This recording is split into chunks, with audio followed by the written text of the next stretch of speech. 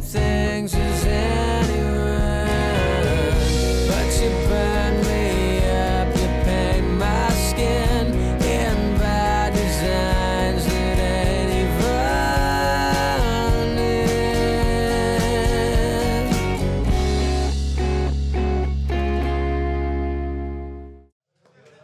Good evening, guys. Thank you all for coming. I want to say thank you to Tiny Rebel as well for hosting this event. This is the Cambrensis SS24 Merthyr launch. My name is Cullen Mace. I'm the host of the Central Club podcast. And I would like to introduce our special panel of guests. First, Jacob Knight, owner of Cardiff's hottest streetwear and vintage store, Knight's Vintage, in the city centre of Cardiff. Second, we got lifelong Bluebird, former author of Soul Crew, and more recently, the book Magnetic, which dives into the history of CP Company, Stone Island, and Bonneville. Looking back at the links, really, with the terrace culture. Fantastic book, if any of you want to purchase that. And last but not least, of course, the man behind the event, Ioan Bowen Pickett. What's going on, Yo? Thank you for this event tonight. I want to start with you, Ioan, really. I think that would be fitting. I was really intrigued. Obviously, I've done my research, and probably some of the others are here. But for the people, we are filming this as a podcast as well. What is Cambrensis? And, you know, what was the inspiration behind starting this brand? Cheers, Cullen. Thank you so much for everyone for coming tonight as well. It's really nice to see all my friends and family here. And, of course, you guys as well. So thank you so much for taking part. In terms of Cambrensis, I've always been interested in menswear from a very young age through following my football team, Cardiff City, and seeing all the older lads wearing these really interesting foreign garments that I'd never really seen before that were just instantly attractive to me. Brands such as Stone Island, CP Company, and most recently Adidas Special, which have been the brands that have subsequently meant the most to me in my upbringing. And I see Cambrensis as a combination of my exposure to menswear and also my upbringing in South Wales as well. So that's how sort of the brand has come about, and a brief history of my life in menswear as well, really. So yeah. Yeah, round of applause, definitely. What does Cambrensis mean? That was one of the first things that would, you know, come to my head. What does it mean? So Cambrensis means of Wales in Latin, which was actually found by my mum, who is over there currently. So in lockdown, when we were all stuck in the house, I was in between sixth form and university thinking, what do I want to do next? And I knew I always had an eye for design, and I knew I always wanted to go into fashion, but it was just figuring out how to do that, really. And I thought one day, why don't I try making my own clothes? So I said to my mum and my surrounding family that, look, I'm looking to give this a go. I'm looking for a manufacturer, a logo, a name, and this is what's going to happen next. And I said I wanted it to be surrounded by Wales, the sort of image of the brand and the name and the culture. And by a bit of luck, yeah, my mum came to me one day and said, why don't you try Cambrensis? I found that it means of Wales in Latin. I thought, that looks nice on paper. And yeah, it's got a Welsh meaning as well, which is really nice. And then I spent about 6 months then looking for the logo. And that was the hardest part, really. So I spent 6 months, I think, going to Cardiff Library nearly every day, trying to find an icon that would represent the brand. And one day I stumbled across a book from Big Pitt of the coal mines and what the miners used to wear and used to use. And I thought, the miner's lamp is perfect because it represents South Wales in itself and its history, but also my family has a strong history with the mining culture in Wales as well. So yeah, that was perfect. So that's pretty much a brief history of the brand and what it means, and yeah, how I got to it, really.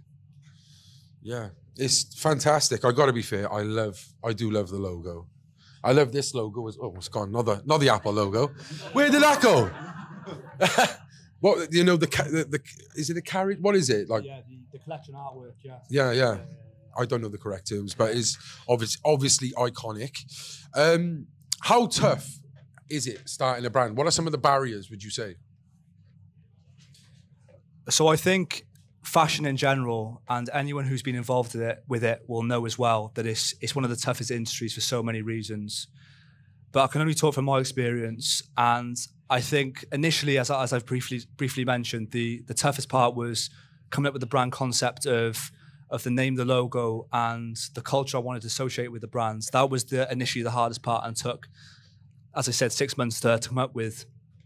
But I think ultimately, and what everyone will find in my position, is getting to that level of actually being a well-known brand and making consistent sales is probably the hardest part. And I feel like we're at the stage now where we're getting there for sure. And there's a lot of really cool people involved, and we've done some amazing things in the last 6 months as well as tonight. So yeah, I'd probably say that's the hardest part, probably making those consistent sales, becoming an established brand, but also figuring out as well, what sort of things do you want to be associated with in terms of product and the brand as well. That's probably the hardest part. And it's something that you can only just learn and do, in my opinion. So yeah. One thing that I thought of when, you know, looking into your brand and stuff is, of course, it is very tied to Wales, the logo, the name. Do you think it's a pro or a con when looking to push this brand further than Wales? You know, whether it goes internationally or whatever. Do you think that's a barrier, or do you think that's a positive thing? Well, of course, I'm only going to see it as a positive thing. And I personally think it's the way that everyone else should look at it as well. I think that from a general point of view, the country that we all live in is beautiful. And there's nothing currently that represents it in the same way that we do, in terms of being a Welsh heritage menswear brand. In terms of the barriers, I think they're obvious. I think there's a lot of stigma towards Welsh people and Welsh things in general, as we all know, and have probably all experienced. But personally, I think that you look at brands such as Burberry, Canada Goose, you know, they're so associated with their countries. Why not us as well? Yeah, good point. So yeah, that's pretty much my answer for that. Yeah. That was a fantastic answer, I'm not going to lie. Well, talking about, you know, going out of Wales, you actually went to London Fashion Week. That must have been a big thing. Talk about that experience. Yeah, so we did our first show at London Fashion Week back in February. And it was an absolutely amazing day from start to finish, showing this collection, the Merthyr collection. As I said, yeah, it was the first time we'd done London Fashion Week, and it just went absolutely perfectly. Every little detail, models, the way they walked, just everything really. I can't really complain. I just can't wait to do the next one, to be honest with you. But I think it just proved to me and proved to everyone else associated with myself and the brand that we do belong at that level consistently. So it's just about making it happen now. Yeah. But yeah, it was lovely. It was a lovely day out, and on the way back as well, me and the guys with me, we got the train back from Paddington. We bumped into Paul Weller from the Jam. Wow. Which was pretty cool as well. Yeah. But the train was delayed by 3 hours. So I think there was 3 trains worth of people on there. So I just shook his hand quickly and said, "Oh, you know, I love The Gift, the album," and that was it really. But yeah, it was a brilliant weekend. Just a perfect weekend, you know. Yeah. But yeah, can't wait to do it again, really. Yeah. You didn't have a jumper to give him then, no? I did, man, but it was just so quick. Do you know what I'm saying? Yeah. Just make sure next time you do the catwalk, you give me a shout as well, like, you know, because I know I'm, you know. I'll sort you out, man. No yeah, problem. I think I'd kill it. I couldn't agree more, man. I couldn't agree more. What's on a serious note? What's next for Cambrensis? I think what we need now is going to that next level of being in retail and being seen by the people of Wales as the number one menswear brand in this country. That's what's next, really. I feel like we're on our way, and hopefully tonight will help that as well. So yeah, that's the goal: being the number one in Wales. Thank you. Okay, so moving on to our next guest. I'm really sorry, you only got one microphone, so I'm going to be like washing over you now, okay? But our second guest is Jacob Knight. Hope you're well, Jake. Thank you for coming. I've known you for quite some time. We actually go down the city together from time to time. And it's the one question I don't think I've ever asked you. How did you start Knights Vintage? What was your inspiration to getting into clothing? So I was always interested in skateboarding, music, football. They were my three loves growing up. And with all those three things come fashion and how integral they are to them. You know, you recognize someone or you can associate someone by just one piece of clothing that they do wear.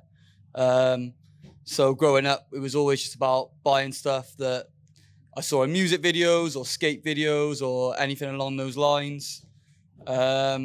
And then I kind of took the jump. I went over to Thailand traveling on my own. The initial idea was to go for 7 months. Ended up only lasting for 2 months because I spent all my money on a load of vintage clothing to bring back to start Knight Vintage. And yeah, since then it's just been buying, selling, yeah. I think it must be a daunting thing, setting up any business, but clothing especially when you're setting up a shop, you know, everything is moving with the times, everything's online. I know you have quite a decent following on social media. You do some funny videos, I gotta be fair.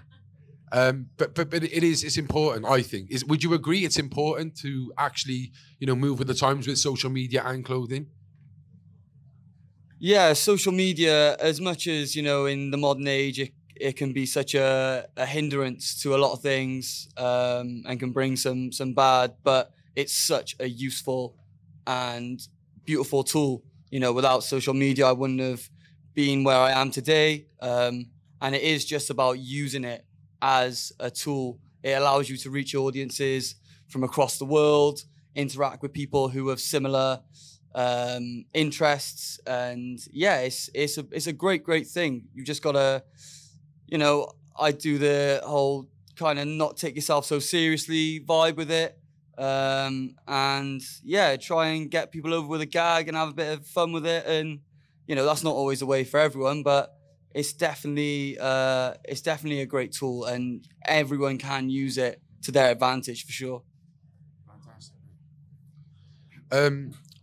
For Ioan, Cambrensis, what is your opinion on the brand when you look at it as a fan of clothing? Yeah, it's great to see, you know, South Wales and clothing. You know, obviously reading the Magnetic book, you know, it's been a main thing within South Wales. You know, dresses have been there, and you know, seeing Ioan doing what he's doing with Cambrensis is amazing. I love the fact that he's doing something that he's passionate about. He's not trying to think about what the outside world wants or what social media wants. You know, you have all these trends with all these different brands now and everyone's trying to be the same, but he's doing his own thing. And that's what it's about. People are attracted to realness and, you know, being yourself. And that's what I feel within Cambrensis is real, true self with Ioan. And yeah, it's a great thing, really is.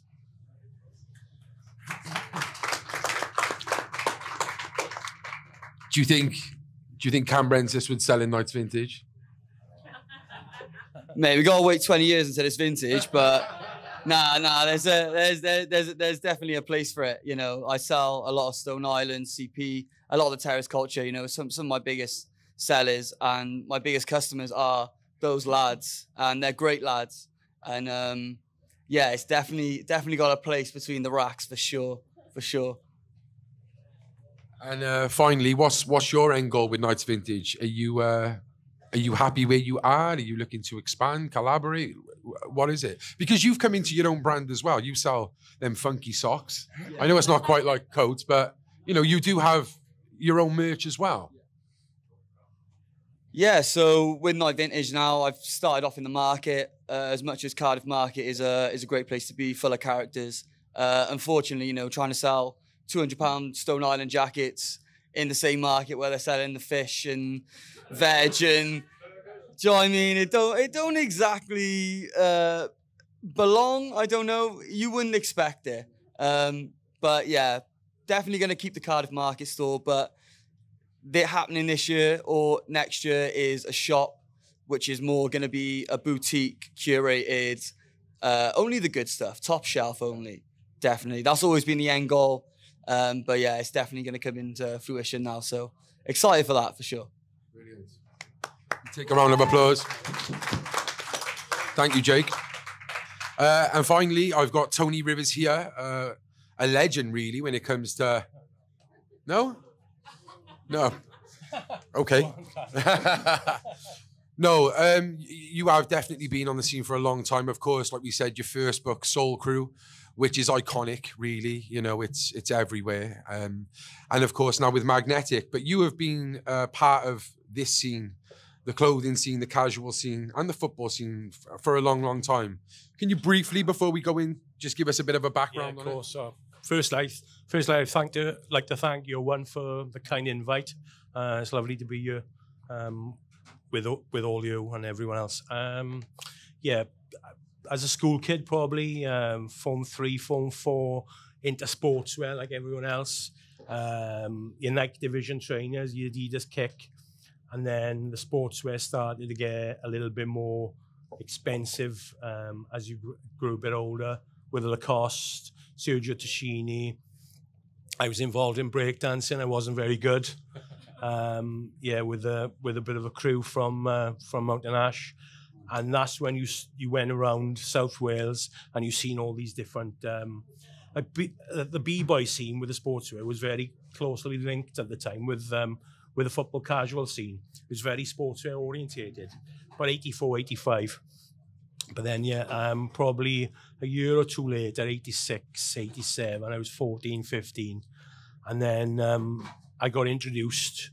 I was starting to go to Cardiff City on my own independently. I was allowed to go with the boys, whereas before it was with a parent. And then, yeah, I was got introduced then to a set of boys from through a mate in Cardinal Newman School. And I went down there on a day off, or I was mitching, one or the other.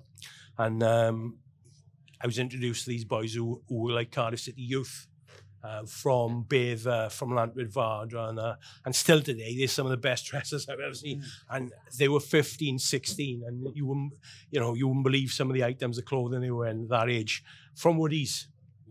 Everybody knows the iconic Woody story, but I was hooked then from then on, and I'm still here at 52, trying some one-upmanship on some labels. Trying anyway. But yeah, I've got to say about Cambrensis, it's been excellent, and this line looks absolutely tremendous. Yeah. Well, yeah, that was my next question. What is your opinion? Would it sell on the rails with some of the top brands? Would you say, or is it a bit too early for that? What honest opinion? Ioan's going in the right direction, definitely. And I've been glad to help him on social media with some promo, which I've seen. Obviously, he's been getting some great feedback with like London Fashion Week. Well, on this line, you can see it speaks for itself. And there hasn't been that many that's come out to South Wales really with this original look. You can count the labels that come out to South Wales on one hand. Weekend Defender, Merthyr Boys. I'm trying to think. There's some. Rather not say, yeah, Port Talbot. Laura Ashley was a little bit more exclusive, I'd say, Rich, but yeah. yeah. It done okay, didn't it? So, well, yeah, if Ioan can go in the direction of Laura Ashley, you'll be okay. When you say more original look, are you saying that like Weekend Defender might be kind of imitating other brands, like without knocking them? Is that what you're saying, or? No, they built up a fan base over the years. They've got a good market, but I think what Ioan is doing is really good. I appreciate a label where the pieces are quite limited. When they're gone, they're gone. and it adds the exclusivity, which back before the internet, I'd say about the one-upmanship.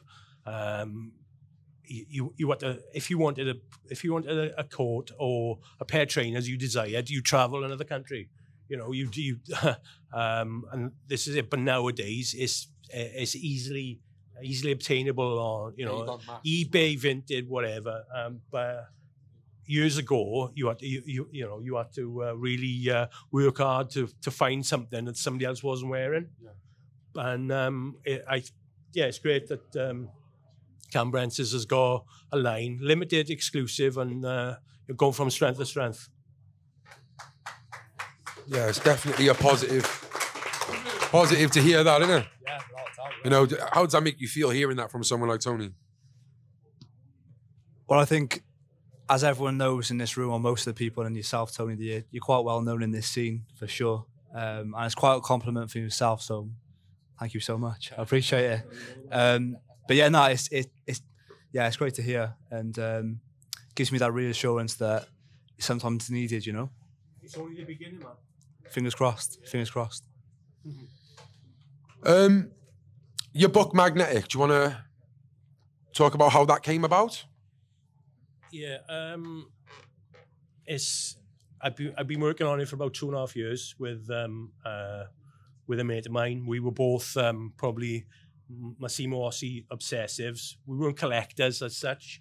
Like there's a big thing about collecting now with from the internet age where people, you know, collecting 150 jackets. But you know, I've never been that inclined. But we wanted to write a book where Stone Island and CP have wrote their own literature, but it's from the design angle, all from the design point of view. We wanted to do something from street level up, and we knew the people to speak to. For example, Pavilion in Cardiff started selling CP in Bonneville in 1987, and there was a group of Cardiff who were really well dressed, and that's who I started to notice from Cardiff and Barry. I'd give one example. A guy's name was James Strone, right? And CP, and it was the first time I'd ever seen this label. And at the time, it was probably among, nowadays, there's hardly any, there's one independent shop in Cardiff now, whereas back then, it was probably 20, 30. So, you know, this is a difficulty nowadays that Ioan is up against. For example, we spoke to some of the original buyers and some of the original shops because we thought it needed to be told from a street level up. Yeah. And we just don't talk about the labels. We discuss the rave scene at the time, the house scene, everything, hip hop. It was all connected with not just with football. It's surprising how little football is in there, really, considering, you know, that I've wrote extensively on football in the past. Yeah.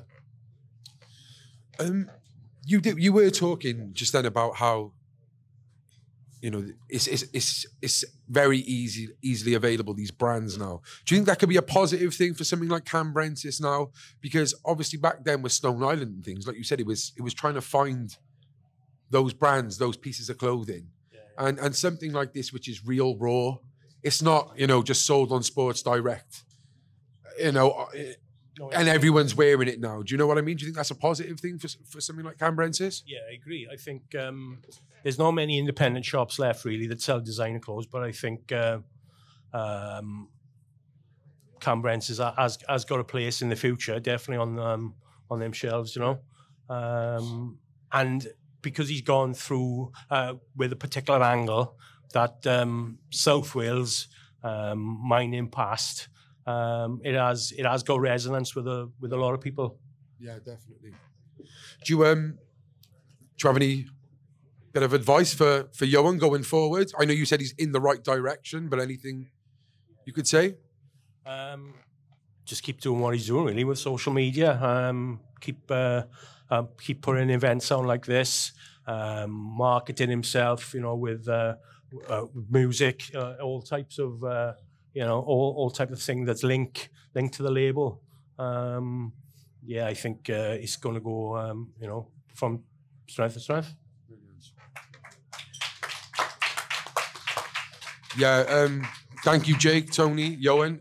I know that we've got a video we want to play before we finish out. Is it available to watch now? Yeah. Is it on here, is it? Or? Yeah, I can set it up now. Okay. A brief description. Yeah, okay, yeah. Of course you can. So what I want to show to you now, guys, is a fashion film for this collection that we filmed in Merthyr a couple of months ago. And just a bit of a backstory about this film before you watch it, because it has a lot of personal meaning to myself. So my mum's side of the family is from Merthyr Tydfil, and this collection is called Merthyr. And my granddad, who passed away about 15 years ago, he was a well-respected head teacher and historian in the town. And when my mum was clearing out my grandparents' house about a couple of months ago, we managed to find some tapes dating back to the 80s of my granddad speaking on BBC Radio Wales, I think it was, about the town of Merthyr. So we've managed to put that over this fashion film for the collection now as well. So yeah, I'll try and set it up for you now and try and get it to work. So bear with me for a couple of minutes, but I hope you enjoy, and yeah, let me know what you think afterwards, definitely.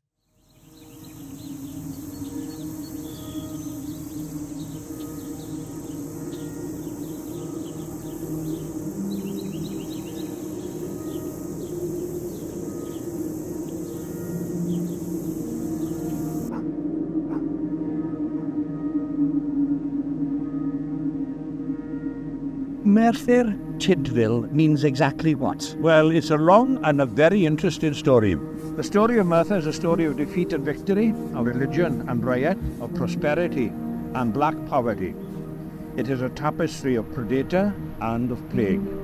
It is also a tapestry of fine art, music, religion, riots, education, and the Welsh language and the Welsh way of life. It has sent its children to the four quarters of the world, and it has welcomed political and economic refugees into its heart here at Merthyr.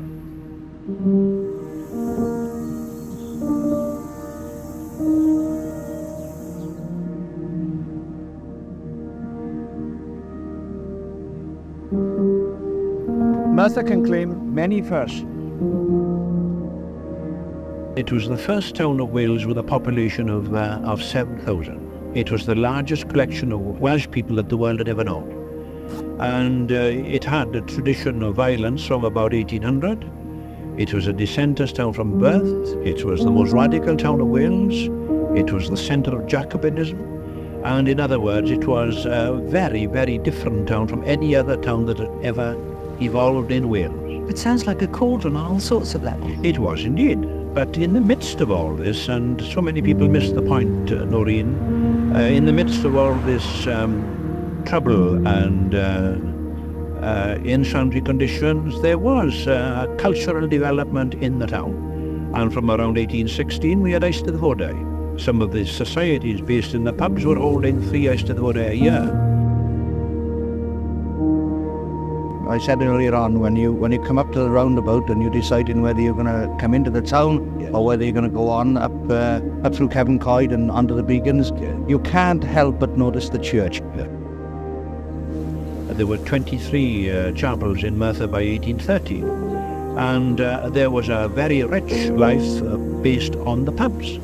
It's very difficult to say that they were either people of the pub or people of the chapel, because the people of the pubs had long rooms, and in the long rooms developed the early chapels. And in the early chapels and in the early pubs, there was a rich, bubbling life of ballad singers, of musicians, and of poets. And this town by 1850 was certainly a very unique town. But to come back to the 1831 riots, it was a combination, really, Noreen, of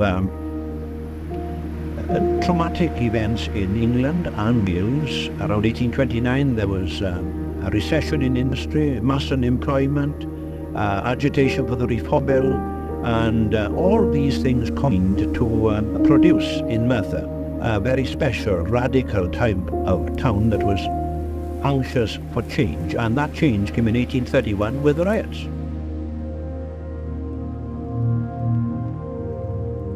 Do you think Merthyr's made enough of its heritage, of this history? No, I don't think they have.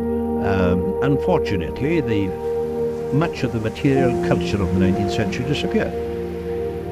When one thinks of Merthyr, one thinks of the Iron Bridge. And the secrets of construction of the Iron Bridge. Watkin George, who invented or built the Iron Bridge, is alleged to have had the secret of non-rust metal. That has gone. Georgetown has disappeared. Carpentuet has disappeared. The Triangle has disappeared. We've recently rescued 3 cottages, or 6 cottages rather, which have been taken to St Hagen, so they have been preserved. But so much of Merthyr's material culture has gone.